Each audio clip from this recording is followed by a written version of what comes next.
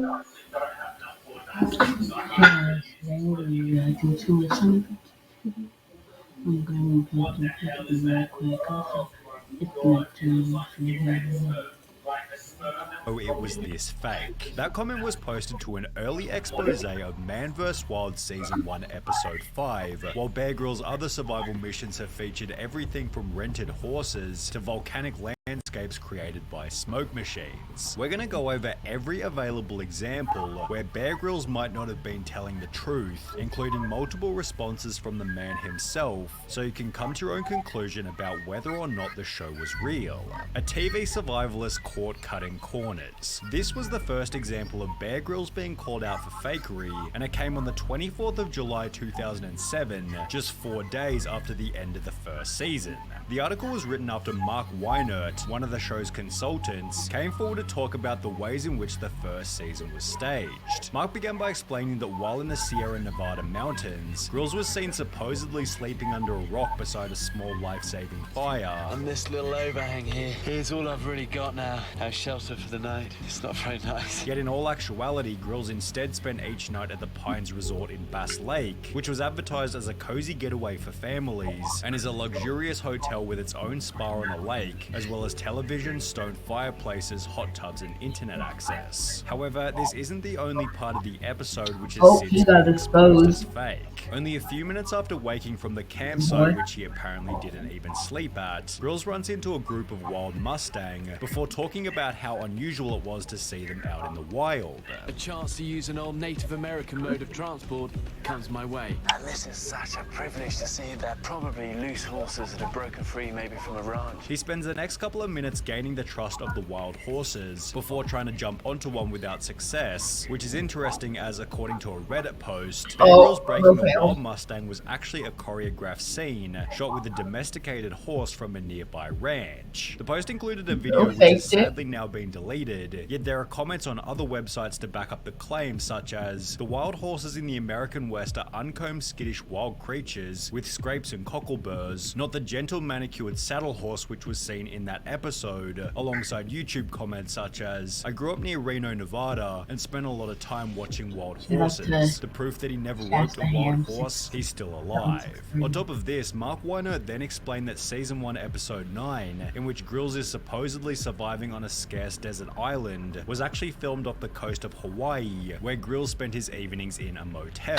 During the same episode, Grylls can be seen making a bamboo raft on the beach, which even included a fishnet sail, yet this was also debunked after Weinert explained he actually led a team of builders to construct the raft. It was then taken apart so that Grylls could be shown building it on camera. However, it was Season 1 Episode 5 on Mount Kilauea that was the most suspicious of them all. At the beginning of the episode, Grylls was supposedly walking on an active volcano, shown by sulfur dioxide gas which was steaming from the surface. Sulfur dioxide gas forms in volcanoes, and here it's really thick. Look at Or maybe, this, like, you see the something sulfur to dioxide gas. here seeping out of these vents. However, after the episode went live, one of the show's safety instructors explained to the Sunday Times that the white clouds of poisonous sulfur dioxide that billowed around the former SAS Explorer were in fact harmless vapor created by smoke machines. And according to insiders, the red glow of the molten magma, which he warned could incinerate him in seconds, was supplemented by burning hot coals brought in by members of the production team. Sulfur dioxide fumes are colorless and you can't see it, so smoke generators were used off screen to make the existing fumes seem visible.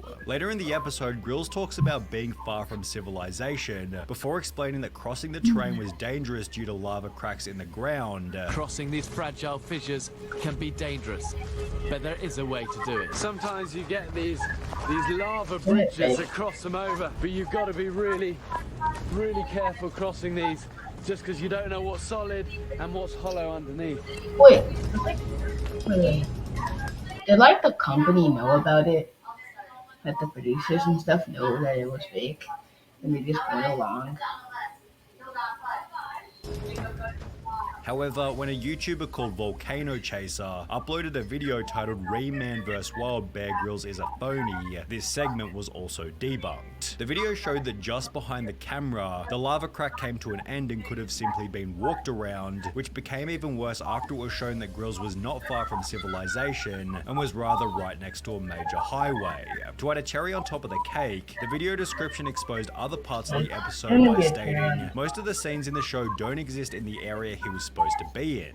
Avocado trees, lava tube, tropical forest, fissures and landing site are all in different parts of the island and separated by up to 50 miles. I've hiked this area hundreds of times. These fissures are unique to a small area on the summit and are a very popular tourist viewing area. They're only a few hundred feet long and easy to go around. Only the phony bear seems to have trouble crossing them. The fissures are located next to the parking area, where cars can be seen on the crater rim drive shown on the clip, although there was still more trickery that wasn't being made obvious to the audience. Survival expert Nick Vrumans worked with Bear Grylls on Season 1 Episode 13 in the Australian Outback, after which Nick stated that even the script itself was pre-planned. He'd expand on this by stating, everything you see in the show is set up. I built him shelters and found him snakes to eat. On the show broadcast to Europe and the US, you see him catch a snake, kill it, and eat it. But it was actually two snakes. A roadkill that I found which he was shown beating on the head and eating, and then a live olive python that a wildlife carer had been rehabilitating, which is followed by Vrumans also exposing the segment where Grylls was almost attacked by a crocodile, stating, the whole crew was petrified of the crocodiles. Bear didn't want to get anywhere near the water, so he filmed a setup of him like he was near a crocodile when he was actually a safe distance away. I was a bit miffed when I saw the finished show.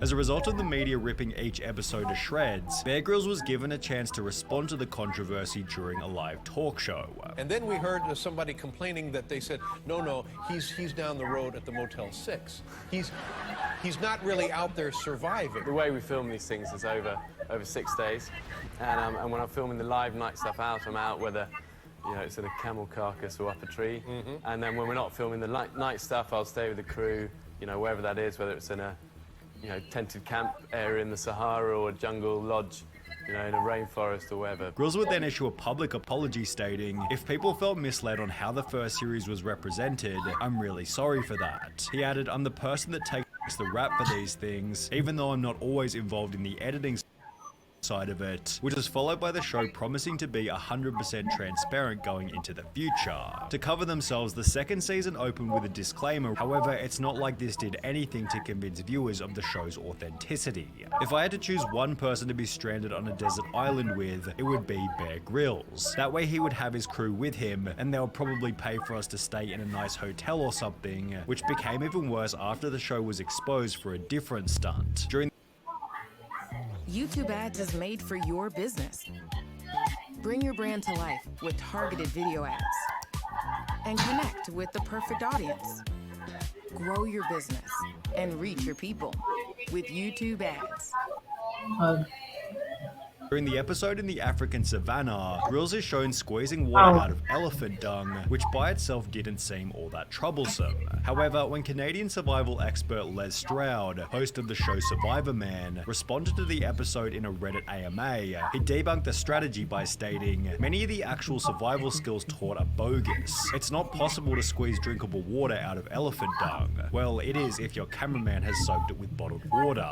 I would even go so far as to say that some of the skills, if followed and attempted in a real survival situation, could result in worsening the situation, with this comment coming alongside a few instances of Les Stroud dissing Man vs. Wild for its lack of authenticity. I was wondering if you've ever had the opportunity to meet Bear Grylls. I haven't, because I'm out overnight and there's nobody else out there. What are your thoughts on Bear Grylls? If you wanted to learn about archaeology, would you get it from Harrison Ford? A lot of fresh water around here. It's a good thing, too. Otherwise, I'd be reduced to probably having to drink my own pee.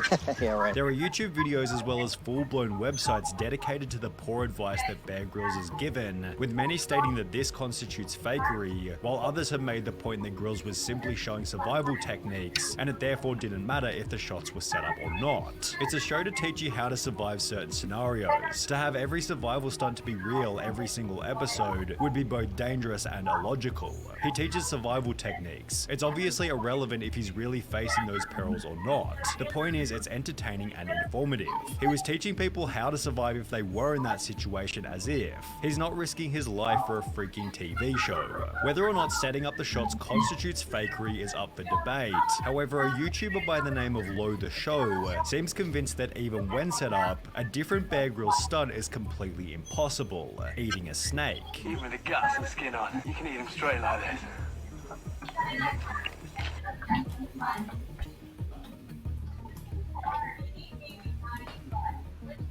Not possible. Although in other episodes, Bear Grylls has shown himself eating snakes in their entirety, so I wouldn't call the video by Lo the Show all that much of a debunk. However, if we want slightly better evidence, we have to look at a video posted by Justin Wallace titled "Climber Cringe Bear Grylls Confirmed Top Roper." Justin, who's clearly an avid climber, spends the video criticizing an advertisement in which Bear Grylls is climbing a difficult route in Utah. Grylls is shown to be using all the wrong gear. Guess we're using the Mountaineer's coil, which you don't really do, especially when you're trad climbing in Moab, because it just kinks up your rope. Sorry, bud, but a single wire gate on your harness isn't gonna do much for you. Tying all the wrong knots. What the hell knot is that? Kinda looks like a bowline, but not really. And even climbing the wall incorrectly. I don't even see his last piece. Hell He's climber. like 40 feet run out right there. You're gonna die, man. Oh, and there's so many good placements too. What is he doing? There's no way he is holding his body weight with that one hand in that crack right there. And his 2 feet are just sticking out on nothing. His crew is definitely pulling his fat ass up there on a 3-to-1. There's no way he's climbing that. The original rock climbing video has a dislike ratio of almost 75% and features comments such as, "Gotta give him credit for really committing to the BS. Interesting skills he has in climbing. This is just ridiculous. Wow, it could be impressive if it was not fake. As a climber, it's obvious that the heli dropped him at the top and he made some shots rappelling down. I used to like him, disappointing." You could make the argument that Grylls gets a pass given it was filmed for an advertisement, but does he get a pass for an article titled "Bear Grylls Show Accused of Fakery Again" after the island's ordinary men exposed as trained professionals? According to the article, the island by Bear Grylls introduced what was supposed to be 13 ordinary men are about to be abandoned on a Pacific island with just the clothes they stand up in and a few tools. But there was no mention that Rupert Smith had worked in war zones and extreme environments, including alongside Grylls as director of Channel 4's Escape to the Legion. Similarly, there was no introduction to cameraman Dan Etheridge, who also worked with Grylls on Discovery Channel's Man vs. Wild. Kif McManus, a sound recordist with 10 years experience in some of the world's most dangerous places, also failed to get a mention. The article also revealed that 2 caiman crocodiles had been manually released onto the island, and that the rare source of fresh drinking water found by those on the show was actually a rubber-lined pool set up by the production crew. Channel 4 responded to the featuring of trained professionals by stating, "It clearly states in the program voiceover that trained crew are part of the experiment, living under the exact same conditions as the other men.